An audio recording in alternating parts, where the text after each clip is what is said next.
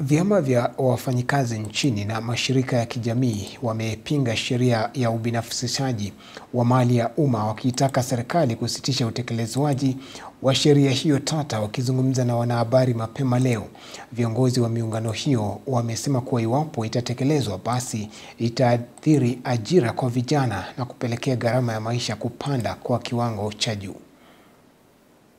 Of living reduced. We, the undersigned trade unions and civil society organizations, stand in firm solidarity to defend the public essential services under water, energy and waste management, which are foundational to human dignity, gender equality and social justice.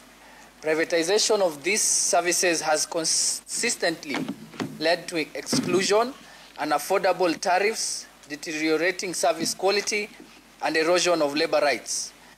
Women, informal workers and low-income communities bear disproportionate brunt of these failures through increased cost of living, reduced access and greater unpaid care burdens. Yetu ya kwanza ni tunataka hiyo iweze kusimamishwa.